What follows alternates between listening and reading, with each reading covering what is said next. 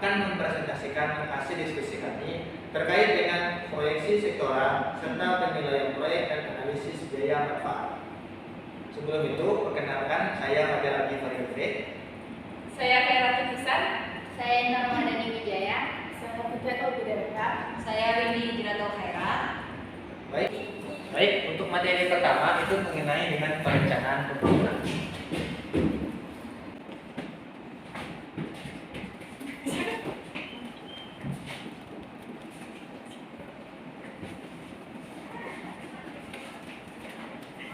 Sebelum kita lanjut mengenai apa itu perencanaan pembangunan, perlu kita kenal dulu arti dari masing-masing perkataan.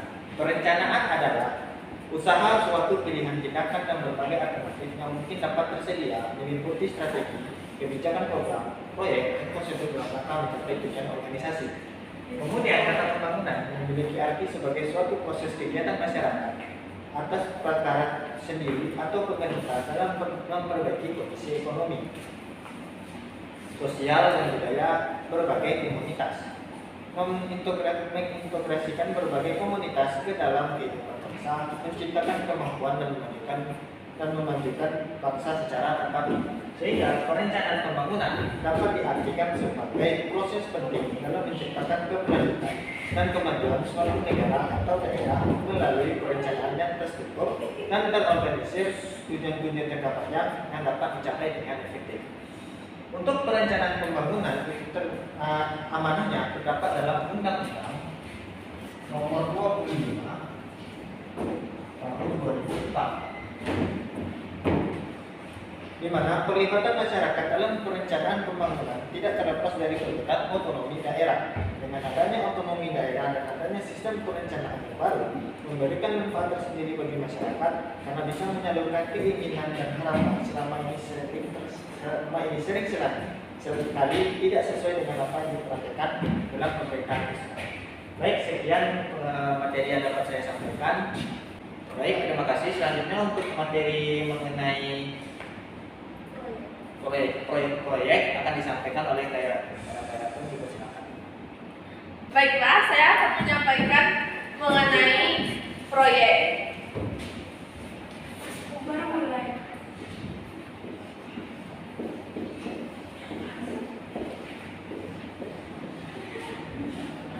Proyek sendiri merupakan pembangunan yang dilakukan oleh pemerintah yang dituangkan dalam mekanisme sebagai ketentuan sebagian penjabaran program. Proyek dapat dilakukan sendiri oleh badan pemerintah, baik oleh pemilik proyek maupun badan pemerintahan lain di tingkat pusat dan daerah. Selanjutnya, menurut Kuncoro 2002 terdapat 5 macam proyek. Yang pertama,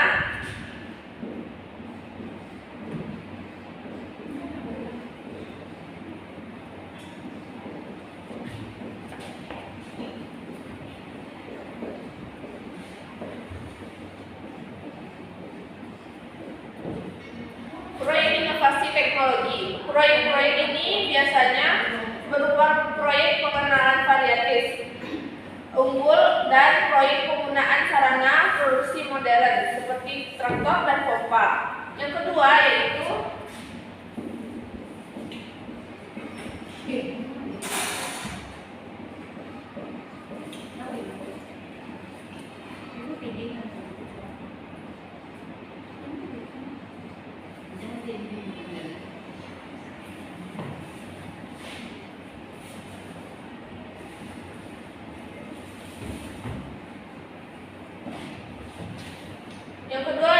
proyek perluasan penggunaan sumber daya. Proyek ini umumnya bertujuan untuk meningkatkan tambahan penggunaan dari sumber daya fisik ke dalam kegiatan yang produktif.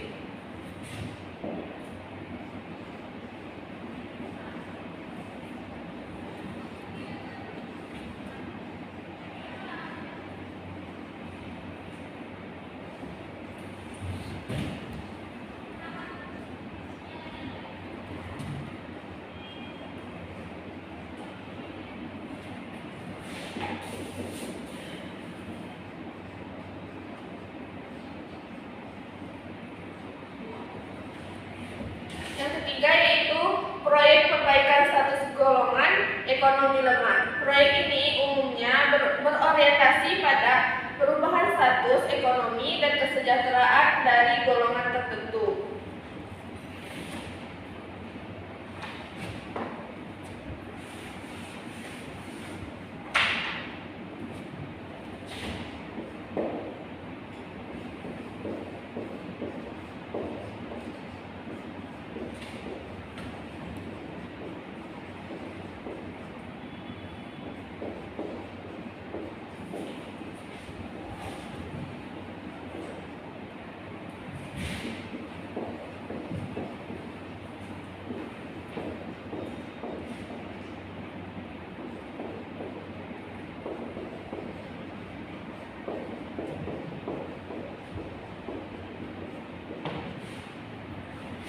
Yang keempat, proyek perbaikan penanganan pasca panen dan penyalurannya. Proyek ini umumnya bertujuan untuk meningkatkan pendapatan produsen serta mengurangi dampak negatif dan adanya fluktuatif harga dan mengurangi kehilangan dalam pasca panen. Yang terakhir,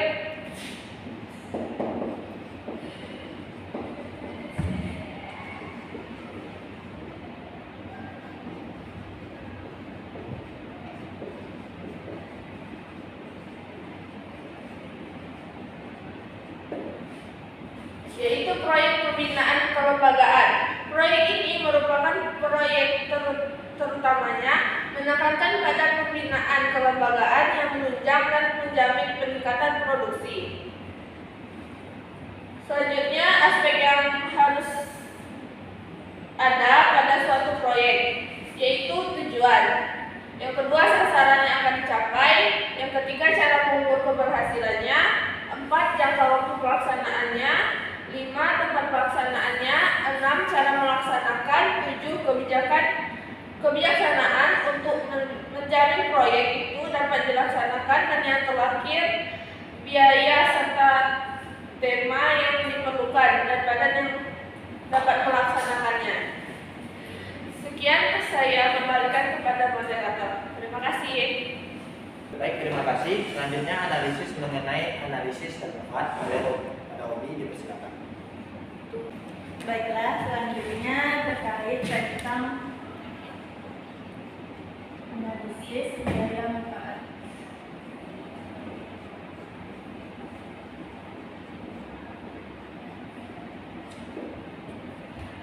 Dalam analisis daya manfaat ini dikenal dengan benefit cost analysis, yaitu adalah metode standar yang digunakan untuk membantu suatu lembaga dalam seleksi prioritas program investasi publik.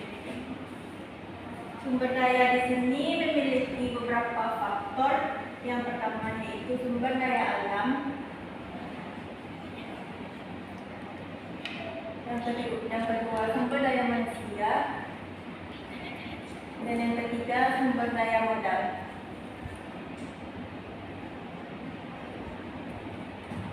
Baiklah, untuk sumber daya alam yaitu segala faktor yang dihasilkan oleh alam seperti tanah dengan segala isinya seperti minyak bumi dan mineral lainnya. Yang kedua, sumber daya manusia yaitu faktor yang dihasilkan manusia baik berupa fisik maupun pengetahuan dan keahlian. Dan yang ketiga yaitu sumber daya modal, yaitu faktor yang dibuat manusia yang digunakan untuk membantu kegiatan manusia seperti mesin atau peralatan dan uang. Terkait tentang manfaat dari analisis biaya manfaat, terbagi atas dua, yaitu yang pertama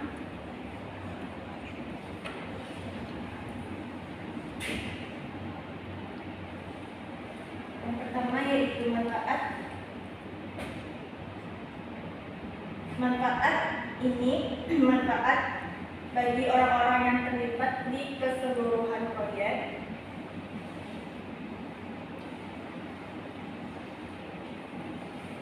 Dan yang kedua, manfaat bagi masyarakat secara keseluruhan atau semua warga masyarakat, warga negara.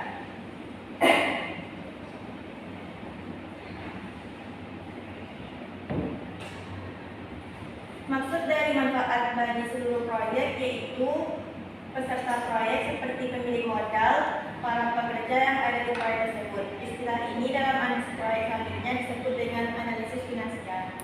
Dan yang kedua, manfaat proyek bagi masyarakat secara keseluruhan, yaitu termasuk orang-orang yang tidak terlibat atau tidak terkait secara langsung dalam proyek tersebut. Istilah ini dalam analisis proyek selanjutnya disebut dengan analisis ekonomi.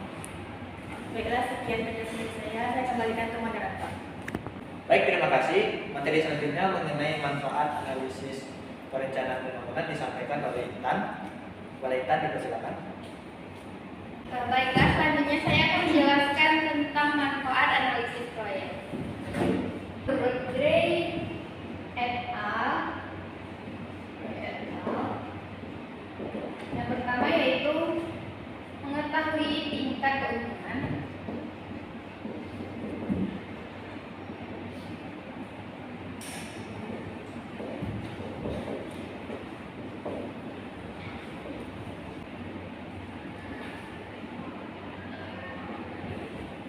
Baiklah, manfaat analisis proyek menurut Gray et al. Yang pertama itu mengetahui tingkat keuntungan yang dapat dicapai melalui investasi dalam satu proyek.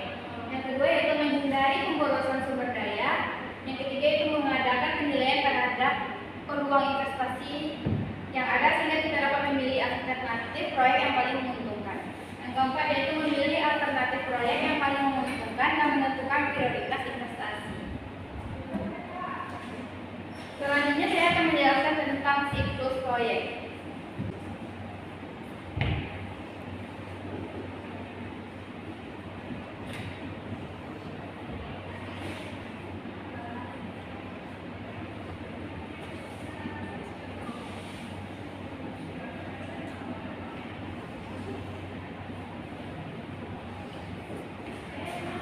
Yang pertama yaitu identifikasi, yang kedua itu persiapan dan analisis.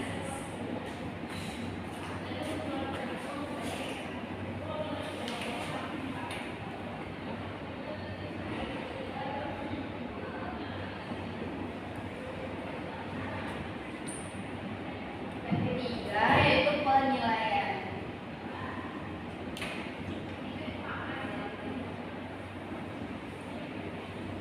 Setelah penilaian, berikutnya itu pelaksanaan.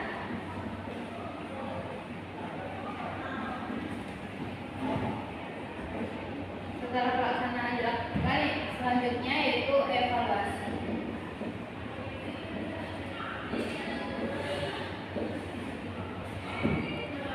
Yang selanjutnya yaitu pengertian tentang biaya proyek.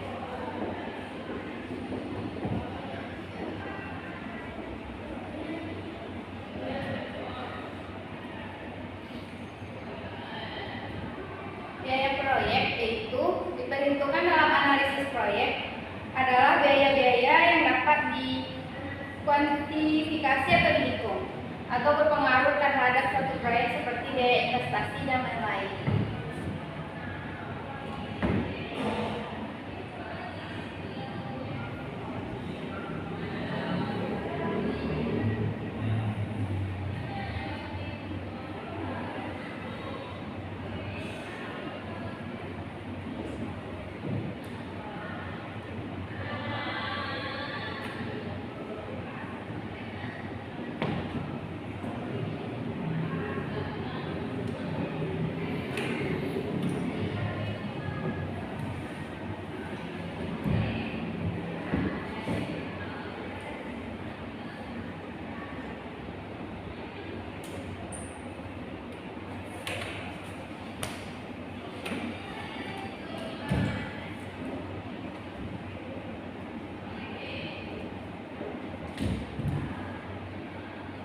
Contoh biaya proyek yaitu investasi. Biaya investasi adalah biaya yang menggunakan atau bersifat jangka panjang yang meliputi biaya untuk tanah dan perkembangan lokasi, biaya untuk bangunan dan perlengkapan, biaya untuk pabrik dan mesin-mesin, dan biaya lainnya seperti penelitian dan pelatihan. Sekian dari saya, jika ada salah kata saya mohon maaf. Baik, terima kasih. Selanjutnya akan disampaikan oleh Rudy. Silakan. Baiklah, selanjutnya saya akan menjelaskan manfaat proyek.